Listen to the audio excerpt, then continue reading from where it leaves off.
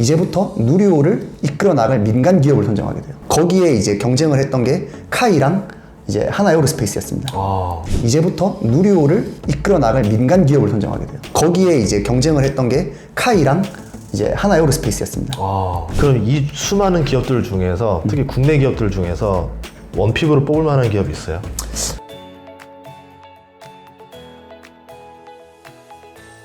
네, 이번 시간에는 국내에 좀 관련된 우주 기업들도 좀 알아보고 싶은데요.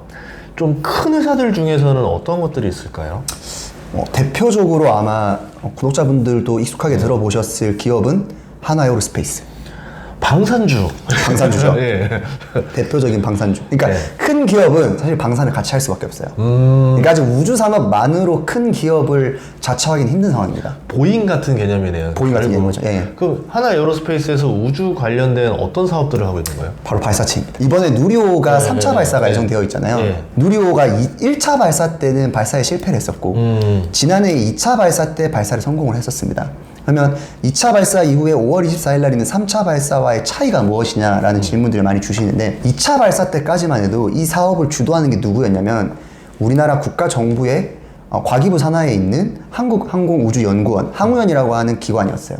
항우연이라는 기관이 이제 뭐 예를 들면 이렇게 다 총괄 책임을 지는 거죠. 예를 들면 뭐 하나에어로스페이스한테는 엔진을 맡기고 그리고 뭐 어떤 기업에게는 뭐 부품을 조달하게 한다든지, 그러니까 이렇게 다양하게 기업들에게 다양하게 이런 체계 종합을 이제 맡겼는데 2차 이후에 3차 전에 국가정부에서 뭘 선정을 하냐면 이제부터 누리호를 이끌어 나갈 민간 기업을 선정하게 돼요. 거기에 이제 경쟁을 했던 게 카이랑 이제 하나에어로스페이스였습니다. 그래서 이제 하나에어로스페이스의 강점은 엔진을 개발할 수 있다라는 강점을 가지고 있고 카이는 체계 종합의 경험이 있다라는 강점을 가지고 있었는데 이 두 기업이 경험을 하다가 누가 선정이 됐냐면 하나에어로스페이스가 선정이 됐어요. 그래서 이번 3차 발사 때는 2차와 마찬가지로 항우연이 주도를 하긴 하는데 하나에어로스페이스가 옆에서 참관을 합니다. 이렇게 체계 종합을 하는구나 이렇게 참관을 하고 4차 발사 때부터는 하나에어로스페이스가 주도를 하게 되는 거예요. 그러면 한국의 스페이스 X네요. 좋게 말하면 그렇죠. 그렇죠. 네. 하나에어로스페이스는 그 안에서도 엔진의 개발을 담당을 하고 있어요. 근데 사실 로켓의 꽃이라고 하면 엔진이 결국에는 핵심적인 기술적인 요건이기 때문에 하나에어로스페이스가 그런 부분에서 굉장히 크게 드라이브를 걸고 있죠. 그래서 최근에는 하나에어로스페이스가 이제 조직 개편을 단행을 하면서 이제 민수 산업을 좀 떼버리고 그룹 내 방산 쪽을 영향을 그러니까 완전히 이제 흡수를 하면서 좀 더 우주 산업에도 욕심을 보이고 있는 모습을 보이고 있어요. 그러면 향후에 이게 좀 그러면 하나에어로스페이스에서 우주 관련 매출 비중이 얼마까지 나올 수 있을까요? 실질적으로 지금으로서는 회사에서도 이거를 우주산업 매출이 어느 정도다라고 발라주진 않아요. 그런데 점점 확대가 될 것으로는 보고 있습니다. 근데 아직까지는 뭐 단기에 뭐 몇 년 안에 뭐 이게 얼마 정도까지 갈 것이다라고는 보기가 힘들어요. 왜냐면 지금 방산 기업들이 실적이 너무 잘 나오잖아요. 그렇죠. 그러니까 오히려 그래서 더 이게 타이나게 보이는 거죠. 그래서 이제 좀 헷갈리는 거야. 변동성이 심해서 방산 쪽이. 예. 이번에 하나에어로스페이스 그거 영업이익률 컨센서스 다 엄청나게 올랐죠. 예, 뭐 2배 차이가 나버리니까. 예. 그럴 수 있겠네요. 그러면 좀 큰 기업 말고 작은 기업들 중에서 우주 관련 매출이 좀 비중이 높은 기업들도 있을까요? 대표적으로 중소기업들 같은 경우에는 인텔리안테크라든지 뭐 세트레가이, AP 위성 이런 기업들이 상장 기업들 중에 있을 것 같아요. 뭐 캔코 에어로스페이스도 있고.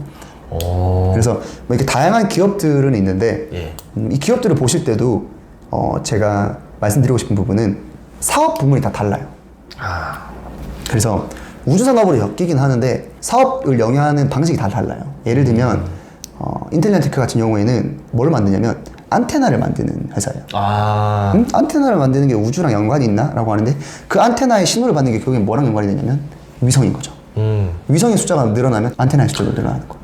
스타링크랑 연관도 있는 거예요? 스타링크랑 연관이 있어요. 최근에 좀 많이 각광받고 있는 게 결국에는 스타링크, 저궤도 위성통신 사업인데 인텔리안테크 같은 경우는 저궤도 위성통신 사업에 안테나를 납품하기도 하고 있기 때문에 그런 부분에서 어떻게 보면 우주 쪽의 매출 비중이 높다라고 볼 수 있고 반면에 세트레가이라는 회사는 위성을 만드는 회사예요. 근데 위성도 어떤 위성을 만드냐면 관측 위성을 만들어요. 그래서 위성에 들어가는 부품이라든지 관측 위성을 제작하는 회사라고 생각하시면 될 것 같습니다. 그럼 그거는 아직 뭐 스페이스 X라던가 이런 거는 연관은 없는 거죠? 그쵸. 아직까지 위성 쪽 연관 없고, 예를 들면 국내에서 위성을 만드는 프로젝트가 생기면 거기에 이제 수주 참여를 한다든지, 아니면 해외에서 관측 위성을 좀 만들고, 그러니까 하나를 수주한다라고 하면 이제 거기에 이제 수주를 해가지고 매출이 발생되는 구조죠. 어쨌든 관측 위성이기 때문에 매출 대부분이 거의 우주에 관련이 있다라고 볼 수는 있겠네요. 그쵸. 매출의 어떤 우주와 관련도라만 보면 그런 중소형 기업들 같은 경우에는 매출 연관성이 되게 높죠. 알겠습니다. 그럼 또 다른 기업들도 있을까요? 뭐 AP 위성이라든지 캔코 에어로스페이스도 있을 텐데. 캔코아는 비행기 수리해주는 회사. 맞습니다. 예. 그러니까 캔코 에어로스페이스는 이제 부품 회사예요. 쉽게 말해서 미국에 두 개의 자회사가 있는데 두 개의 자회사가 우주 쪽에 연관이 있어요. 그래서 그 두 개의 자회사 같은 경우에는 예를 들면 원재료를 가공하고 이제 납품하는 역할을 지금 하고 있어서 실제로 뭐 블루 오리진이라든지 아니면 보잉이라든지 그런 기업들에게 납품하는 이제 이게 있고, 근데 국내 같은 경우에는 사업 부문이 아까 말씀하신 대로 비행기 기체 수리, 그러니까 그런 부분들의 매출도가 있기 때문에 사실 매출 분야로만 봤을 때는 좀 비행기 부품 수리라는 부분들의 노출도가 좀 더 큰 거죠. AP 위성은 정지궤도 위성통신 단말기를 만드는 회사입니다. 정지궤도 위성통신으로부터 전화를 이제 하는 거죠. 그러니까 우리가 지금 쓰고 있는 전화는 지상통신을 쓰고 있는 거거든요. 근데 위성으로부터 신호를 받는 구역들이 있어요. 그런 구역들은 어디냐면 지상통신이 안 닿는 구역들 있죠. 대표적으로 AP 위성이 어디 납품하냐면 뚜라야라고 하는 이제 중동 지역입니다. 사막 지역 같은 경우에는 거의 지상통신을 못 하잖아요. 그래서 정지궤도 위성통신으로부터 통신 신호를 전달받아가지고 거기에 휴대폰을 납품하는 거예요. 배도 그러는 건가요? 배도 그렇죠. 왜냐면 제가 배 탈 때도 전화 보면은 그 위성이 있어야지만 통화가 됐었거든요. 그래서 인텔리안테크가 안테나를 납품한댔잖아요. 그러니까 인텔리안테크는 배에 납품하는 안테나가 뭐냐면 정지궤도 위성 통신으로부터 그 배 통신 신호를 전달해 주는 거죠. 그래서 휴대폰으로 납품하는 건 AP 위성, 인텔리안테크는 정지궤도 배에 들어가는 거죠. 이게 어떻게 보면 다 조각조각으로 나뉘어 있어서 공부해야 될 영역이 굉장히 많겠네요. 맞습니다. 그리고 제가 좀 되게 두루뭉술하게 좀 설명을 드렸는데 정지궤도 위성통신이랑 저궤도 위성통신이랑 또 다르거든요. 그래서 저궤도랑 연관이 된 게 아까 전에 말씀해 주신 스타링크가 좀 연계되어 있고, 정지궤도는 지금 플레이어가 굉장히 좀 많은 상황입니다. 그러면 이게 언제쯤부터 좀 관심을 좀 우주 기업들이 받을 수 있을까 어떻게 생각하세요?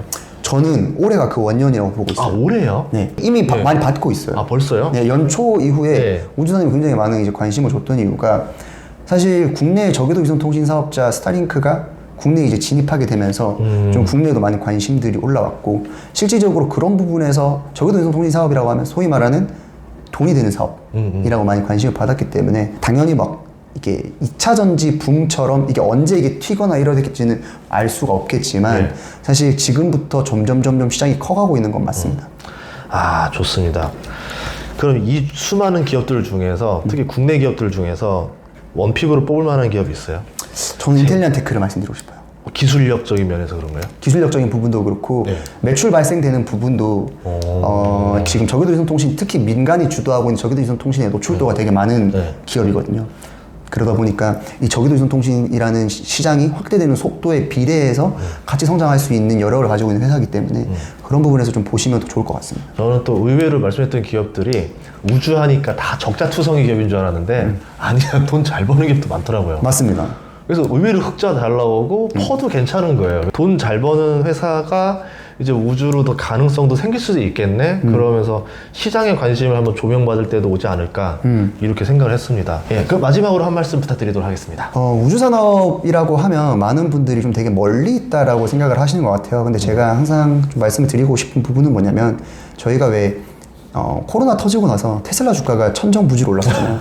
엄청나게 빠르게 성장을 했었잖아요. 상상도 못했죠. 근데 그 당시에는 왜 그렇게 논란이 많았었냐면 전기차 시장에 대한 이해도가 너무 낮았던 거예요. 그때 그런 논란 했었잖아요. 수소차냐 전기차냐 이야기할 정도로. 그러니까 친환경에 대한 이해도도 시장에서 부족했고, 실제로 이제 배터리 기술이 얼마만큼 진일보했는지에 대한 그런 부분도 부족했기 때문에 사실 그 당시에 좀 논란이 많았다라고 생각하고 있어요. 그래서 시장에서도 비싸다 안 비싸에 대한 갑론을박이 많았고, 그런데 우주산업도 그와 비슷하다고 보고 있어요. 그러니까 지금은 시장에 대한 이해도가 그렇게 높지가 않은데 나중에 그런 실제로 붐이 왔을 때, 지금 만약에 공부해놓고 좀 많이 보고 계시다라고 하면 그 당시에 갔을 때 이게 싼지 비싼지를 정확하게 판단하실 수 있을 거라고 보고 있어요.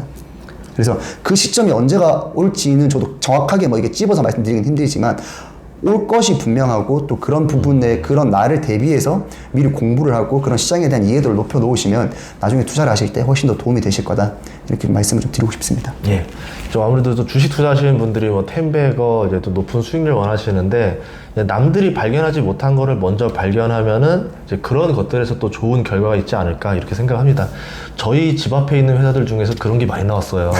레인보우 로보틱스부터 시작해가지고 대전에 있습니다. 예.